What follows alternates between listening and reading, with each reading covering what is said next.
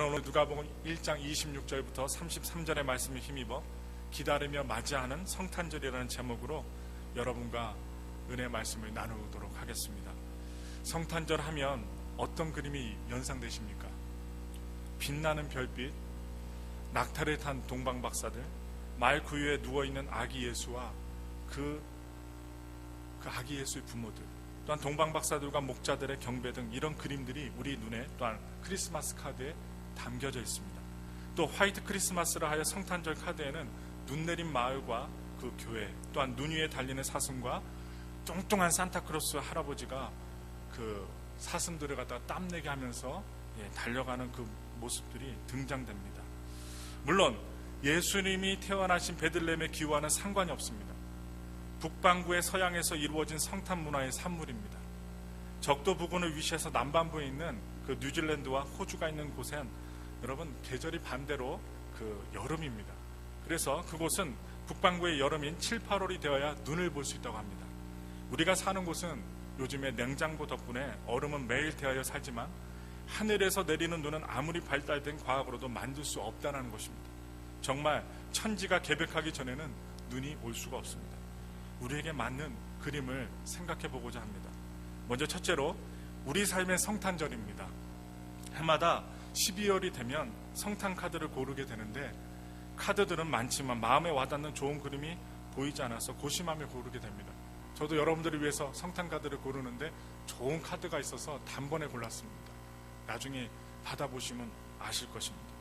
나름대로 생각하면서 성탄의 정신이 들어있는 그림을 찾는데 쉽지 않습니다. 오늘 우리 삶의 자리에 맞는 성탄절 그림이 없어서 아쉬운 것입니다. 몇 년 전부터 우리가 살고 있는 곳의 향기, 또한 다른 것, 또한 성탄 카드들, 일반적인 것들과 다른 것들 생각해 보면서 우리 삶의 냄새가 조금이라도 배어 있어야 좋겠다는 생각을 하였습니다. 제가 그림을 좀 잘 그릴 줄 안다면 이럴 때는 좋겠는데 그런 실력이 못 되니 최선의 것을 고를 수밖에 없습니다. 상상해 봅니다. 코코넛 나무와 외양간 구유에 누워있는 아이, 나뭇잎을 걸친 사람들의 축하와 여름밤의 그 별빛, 푸른 파도와 온갖 조개 껍데기로 이루어 놓는 성탄 장식, 그 성탄 장식들이 얹어있는 그림입니다. 물론 그런 풍경이 우리 성탄절의 내용을 다 담았다고 보지는 않습니다. 세례 요한의 아버지 사가랴가 오늘 찬가를 합니다. 천사를 바라보며 찬가라는 천사로부터 아들을 낳으려는 전가를 받고서 메시아를 노래한 장면입니다. 한번 보시겠습니다. 누가복음 1장 78절부터 79절입니다. 이로써 돋는 해가 위로부터 우리에게 임하여 어두움과 죽음의 그늘에 낮은 자에게 비치고 우리 발을 평강의 길로 인도하시리로다. 또한 이와 함께 주님의 어머니 마리아의 찬가를 우리 다 같이 합독하시겠습니다. 누가복음 1장 46절부터 55절입니다. 한 목소리 읽겠습니다. 마리아가 이르되 내 영혼이 주를 찬양하며 내 마음이 하나님 내 구주를 기뻐하였음은 그의 여종의 비천함을 돌보셨습니다. 보라 이제후로는 만세 나를 복이 있다 일컬으리로다. 능하신 이가 큰 일을 내게 행하셨으니 그 이름이 거룩하시며 긍휼하심이 두려워하는 자에게 대대로 이르는도다. 그의 발로 힘을 보이사 마음의 생각이 교만한 자들을 흩으셨고 권세 있는 자를 그 위에서 내리치셨으며 비천한 자를 높이셨고 줄이는 자를 좋은 것으로 배불리셨으며 부자는 빈손으로 보내셨도다. 그종 이스라엘을 도우사 긍휼히 여기시고 기억하시되 우리 조상에게 말씀하신 것과 같이 아브라함과 그 자손에게 영원히 하시리로다 하니라. 아멘. 우리의 구세주 예수님께서 태어나신 것을 소망으로 힘차게 맞이하던 한 해였지만 오히려 예년에 비해 힘들게 보냈습니다. 모든 면에서 어려운 시련을 당하고 있는 교우들도 많습니다. 몸이 아프거나 집안에 물질이 떨어져서 어려운 가정들도 있습니다. 또한 우리 교회 몇 가정이 새로 오기도 했지만 올해는 또한 이런저런 이유로 열심히 봉사했던 교우들이 여러 가정들이 또 이사를 갔습니다. 우리 삶의 자리를 생각하면서 그런 물음을 던집니다. 우리가 왜 이곳에 왔는가? 왜 이곳에 삶을 펼쳤는가? 솔직한 말로 우리 중에 누가 하나님 앞에서 열심히 신앙생활 좀 해보려고 이사 오신 분 있습니까?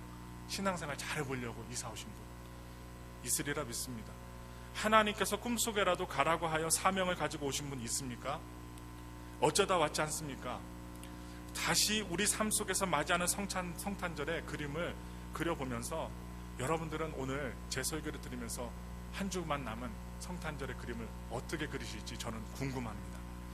두 번째로 성탄절의 주인공이 있습니다. 물론 그림의 주인공을 생각해야 되겠죠. 당연히 예수님이라고 생각하십니까? 아니라고 한다면 불경스럽고 믿음 없는 소리가 되겠죠. 정말 예수님이 빠진 성탄절은 생각할 수 없습니다. 그러나 좀 더 곰곰이 생각해 봐야 됩니다. 하나님의 눈에는 이 성탄절의 주인공이 누구일까요? 요한복음 3장 16절 우리 앞에 있는 글씨가 있지만 하나님이 세상을 이처럼 사랑하사 독생자를 주셨으니 아들을 사랑해야겠습니까?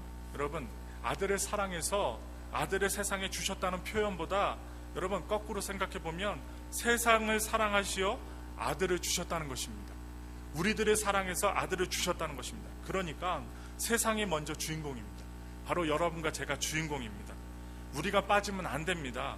예년처럼 또다시 맞이하는 성탄절이지만 우리 삶을 불쌍히 보시는 하나님의 눈에는 우리가 주인공처럼 보여지고 있는 것입니다.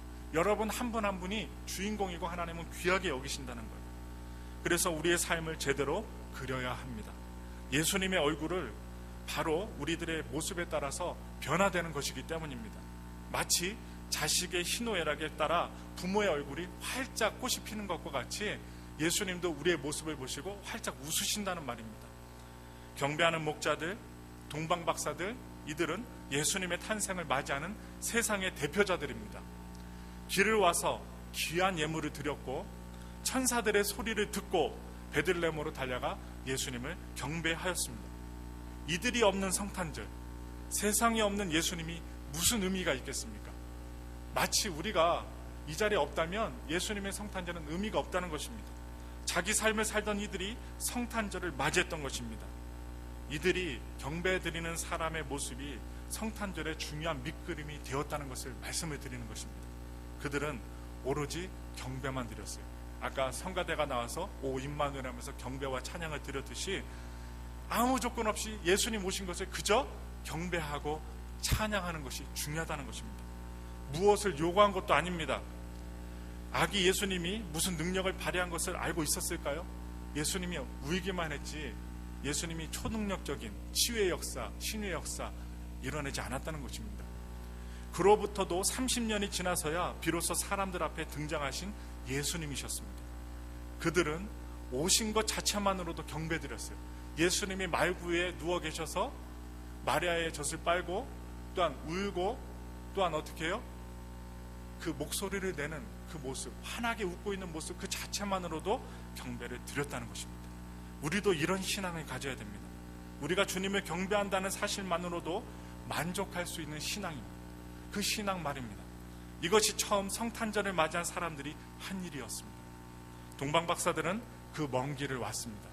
그리고 받기보다는 오히려 황금 유향과 모략과 당시에 가장 귀하게 쓰임받던 예물을 예수 아기께 드렸습니다. 그리고는 호련히 자기들의 삶의 자리를 향하여 다시 그 길을 떠나갔습니다. 말씀드린 동방박사들의 이야기들은 성탄절의 정신을 우리들에게 알려주고 있습니다. 이 세상에 메시아가 오신다는 사실 하나만으로도 이미 만족하고 있다는 것입니다. 목자들도 그랬습니다. 하늘에서 별이 비치고 천사들이 찬양했습니다.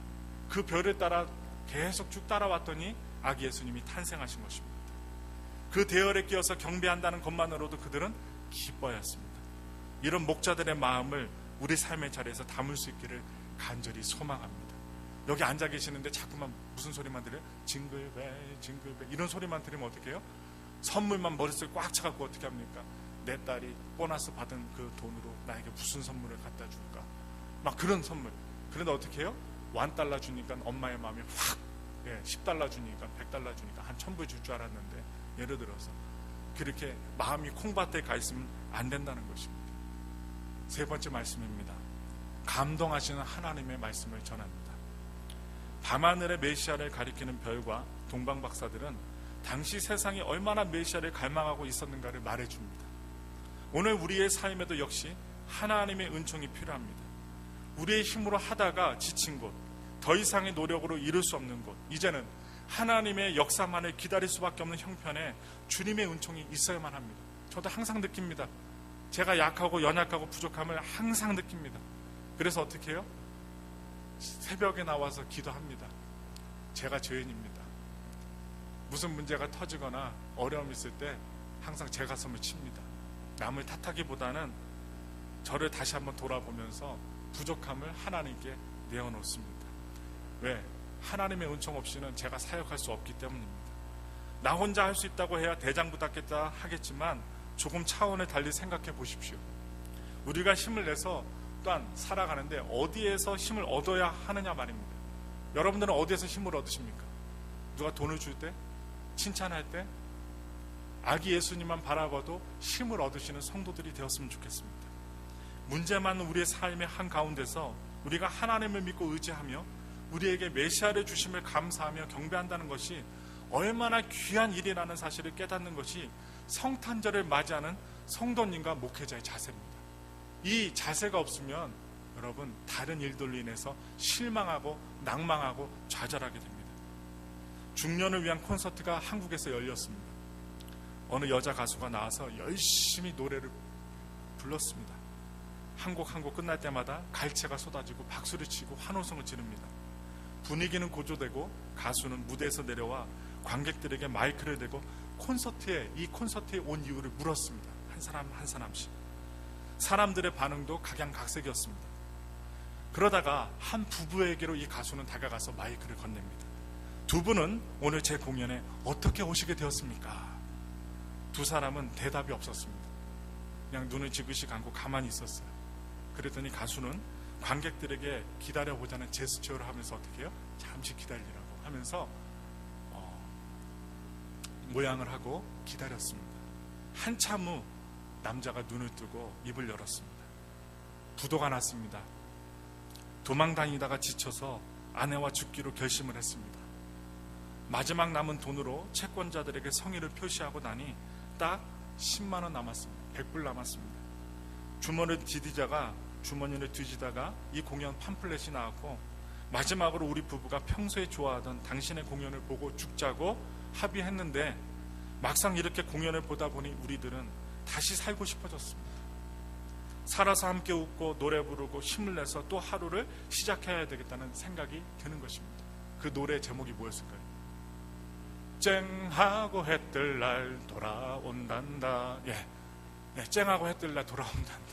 죽으려고 어두캄캄한 데 있었더니 이 송대관 씨가 우리 여의도 수목회 그 가수거든요. 일반 집사 받았어요. 2년 전에 집사 받았거든요. 오면은요 허벌나게 기도해 주셔 하면서 와갖고 안소를 받는데 이분이 공연할 때 이 부부가 갔다가 마지막 곡 막 부르다가 어떻게 쨍하고 해뜰 날 돌아온단다 하면서 어떻게 해요? 간증을 했어요. 그 간증을 듣고 이 노래를 듣고 죽으려다가 살아려고 한 이 내용입니다. 이 중년 부부가 가수의 노래에 감동한 것이 아니라 오히려 가수가 중년 부부를 보고 감동했습니다. 아니 그날 밤 관객들은 가수의 노래가 아니라 그 중년 부부의 모습을 보고 간증을 듣고 이야기를 듣고 감동을 받았다고 합니다. 그렇습니다. 우리들은 하나밖에 없는 외아들을 보내신 하나님의 사랑에 감동을 받습니다. 그러나 그런 우리의 모습을 보시고 하나님께서는 우리보다 더 감격하십니다. 죄 많은 우리에게 예수 그리스도를 보내주신 하나님의 사랑에 감동하면 하나님은 우리보다 훨씬 더 큰 마음으로 감동하시는 것입니다. 그래서 여러분들이 성탄절에 잘 되셔야 돼요. 행복하셔야 돼요. 여러분 그냥 터키나 아니면 닭 한 마리 놓고 식사를 하더라도 포도주 살 돈이 없어서 포도 주스를 먹는다 할지라도 어떻게 해요? 행복하고 기쁘게 예수님께 감사하면서 저녁 식사를 할 수만 있다면 하나님은 기뻐하신다는 것입니다. 그래서 여러분 마치 선물을 받아들고 진심으로 감사해야 하는 자식의 모습을 보고 부모가 더 감격하시듯이 하나님께서는 우리의 모습을 보고 감격할 것입니다. 우리가 지은 죄보다도 하나님이 용서해 주시는 사랑은 훨씬 더 큽니다. 우리가 미래를 다시 기다리며 온갖 어려움 속에서도 포기하지 아니하고 일어서려는 용기를 보시고 하나님이 감동하십니다. 말씀을 마치겠습니다.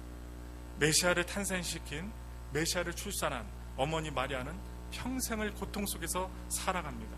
여러분 결혼하지도 않았는데 결혼식도 안 했는데 아기가 나와요. 배가 불러요. 여러분 그 아이를 뭐라고 얘기했겠어요? 누가 잠자리를 했는데 결혼도 안 했는데 아이를 가졌냐 하면서 사람들이 수군덕거리겠죠. 평생을 고통 속에서 살아갑니다. 그런데 아들의 고통과 죽음을 목격한 어머니로 삽니다. 그에게 들린 하나님의 음성의 첫 음성입니다. 우리 이 시간 앞에 있는 누가복음 1장 28절을 함께 읽겠습니다. 은혜를 받은 자여 평안할지어다 주께서 너와 함께 하시도다. 세상에서 비난당하고 사생활을 낳았다는 소식 듣고 어떻게 해요? 마음이 만갈래 천갈래 찢어졌던 그리고 그 어머니, 예수님이 성장해서 33세에 벌거벗은 몸으로 신체를 다 드러내고 죽어가는 그 모습을 그 밑에서 어머니가 지켜봅니다. 얼마나 가슴이 아팠겠습니까? 그런데 그에게 천사가 얘기합니다. 은혜를 받은 자여 평안할지어다 주께서 너와 함께 하시도다. 이게 무엇입니까? 우리가 성탄절을 맞이하는 기쁨, 돈이 많아서 기뻐하고 내 아들이 승진해서 기뻐하고 내 자녀가 무엇인가 이루어서 기뻐하는 게 아니라 예수님 탄생하신 그 것 자체만으로도 목사가 성도들이 감사하고 기뻐하고 하나님 모든 영광 받으소서, 동방박사들과 같이 목자들과 같이 그저 예수님 탄생한 것에 집중해서 감사할 수 있는 목사와 성도라면 하나님께서 엄청 기뻐하실 것이라는 것입니다. 그래서 우리가요, 온갖 어려움 속에서도 우리를 위해 주신 예수 그리스도를 감사하는 마음으로 경배하면 하나님은 더 크게 감격하시면서 우리에게 은혜를 베푸십니다. 그런 하나님이심을 기뻐하시면서 그런 마음으로 성탄절을 기다리시는 엘파소 순복음교회 귀한 성도님들이 되시길 예수님의 이름으로 축원합니다.